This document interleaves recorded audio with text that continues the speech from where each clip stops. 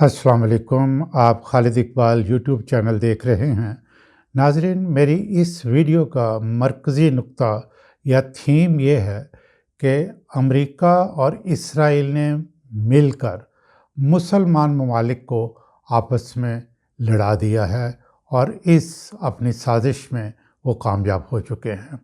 कैसे, मैं आपके सामने वाक़यात पेश कर देता हूँ और आप उससे ख़ुद अंदाज़ा लगा लें। अब अरब ममालिक के लिए क्या सजेशन है, ये भी मैं एंड पे आपको बताऊंगा।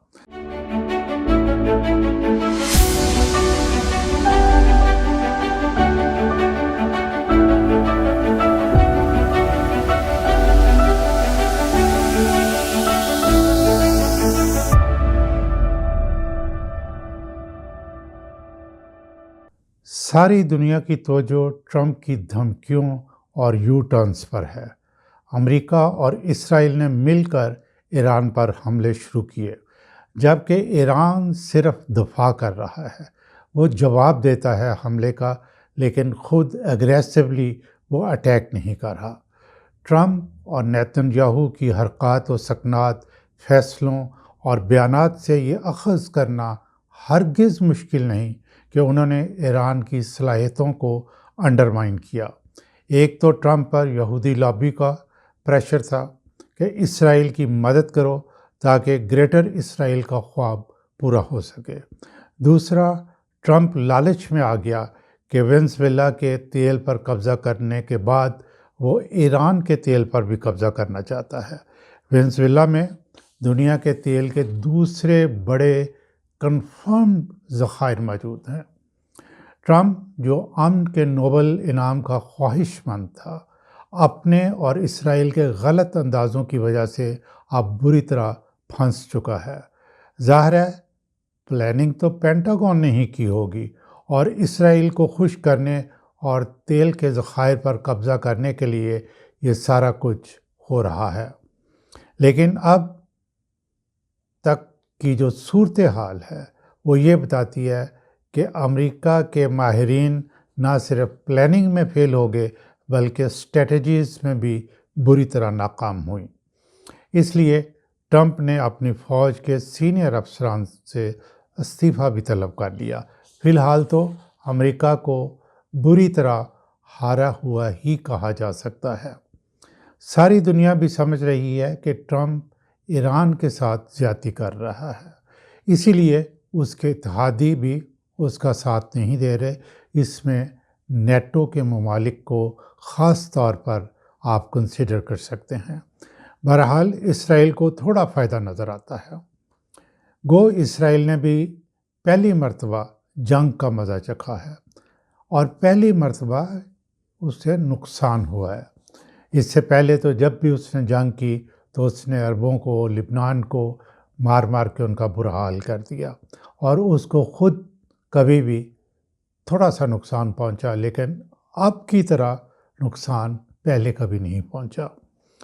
लेकिन मेरे तज्ज़िया के मुताबिक उसे कुछ फ़ायदा भी हुआ है, जिसके समरात फ़ौरी तौर पर तो नहीं, लेकिन मुस्तकिल करीब में उसे मिलना शुरू हो जाएंगे। वो है अरब ममालिक का आपस में लड़ना और सबका इकट्ठे होकर ईरान के ख़िलाफ़ हो जाना। जंग कोई अमन का मंसूबा तो होता नहीं कि हर काम प्लानिंग के मुताबिक हो। जंग में बहुत से वाक़यात अनप्लैन्ड भी हो जाते हैं और फिर बदलते हालात के मुताबिक स्ट्रेटजीज़ चेंज करनी पड़ती हैं। ईरान कभी भी अरब ममालिक के साथ जंग नहीं चाहता, लेकिन ऑन ग्राउंड हालात ये हैं कि अमेरिका ने अरब ममालिक में अपने अड्डे बना रखे हैं। उन्हीं अड्डों पर उसका सामान्य हरब और फ़ौजी मौजूद हैं। अब सीधा अमेरिका से जहाज़ आकर ईरान पर हमला आवर तो होते नहीं। अमेरिका के जहाज़, ड्रोन्स, मिसाइल अरब ममालिक में मौजूद अमेरिकी अड्डों को ही इस्तेमाल कर रहे हैं और यहीं से ईरान पर हमले होते हैं। अब ईरान के पास भी ऐसी टेक्नोलॉजी मौजूद है कि वो जान सके कि किस अरब मुल्क के अड्डे से ये हमला किया गया है। लामहला ईरान ने भी उसी जगह पर जवाबी वार करना है। اب عرب ممالک ایران کو کہتے ہیں کہ ہم پر حملہ نہ کرو۔ ناظرین، آپ خود سوچیں، کیا ایسا ممکن ہے؟ قطر میں موجود امریکی اڈا کافی استعمال ہو رہا ہے۔ ایران بھی جواب دیتا ہے، جبکہ قطر اور ایران کی قیادت آپس میں رابطے میں بھی ہے۔ دونوں ممالک مجبور، قطر امریکہ کے ہاتھوں مجبور، وہ منع بھی کرے تو امریکہ زبردستی وہاں پر موجود اپنا اڈا استعمال کرے گا۔ متحدہ عرب امارات کے چونکہ اسرائیل کے ساتھ بھی گہرے تعلقات ہیں، امریکی اڈا بھی وہاں موجود ہے، اس لیے وہ تو ایران کو تباہ کرنے پر تلا ہوا ہے۔ حالانکہ ایران بڑی سوچ سمجھ کے ساتھ اس کی سویلین امارات وغیرہ کو نشانہ نہیں بنا رہا، لیکن اس کا کاروبار یعنی متحدہ عرب امارات میں کاروبار تباہ ہو چکا ہے۔ بہت سی انٹرنیشنل کمپنیز وہاں سے اپنا سامان سپیٹ کے جا چکی ہیں، جو ہیں ان کا بھی صرف جونیئر سٹاف وہاں موجود ہے، لیکن کاروبار نہیں ہو رہا۔ ہوٹلوں کا یہ عالم ہے۔ یہ میں نے بہت سے ان لوگوں سے بات کی ہے جو کہ متحدہ عرب امارات سے واپس لوٹ کے آئے ہیں، کہ جس ہوٹل کا کرایہ، ایک کمرے کا کرایہ 700-800 درہم روزانہ کا تھا، اب وہ 60-70 درہم میں بھی دستیاب ہے۔ بزنس مین اور وائٹ کالر جابز کرنے والے تقریباً وہاں سے نکل چکے ہیں۔ اس لیے متحدہ عرب امارات پاکستان پر دباؤ ڈال رہا ہے کہ وہ ایران کا ساتھ نہ دے۔ قطر کی بھی پاکستان پر سے یہی ڈیمانڈ ہے۔ سعودی عرب کے پرنس محمد بن سلمان اس موقع پر بیان بیازی نہیں کر رہے، لیکن ان کے ایران کے ساتھ یمن کی وجہ سے پرانے اختلافات ہیں۔ ایران یمن میں حوثیوں کی حمایت کرتا ہے، جو کہ سعودی عرب کے خلاف ہیں۔ سعودی عرب میں جو میزائل گرے، ان کے بارے میں ایران نے سعودی عرب کو یقین دلایا ہے کہ یہ میزائل ہم نے نہیں پھینکے۔ ناظرین، ہے نا انٹرسٹنگ بات؟ یہ میزائل پھر کہاں سے آئے؟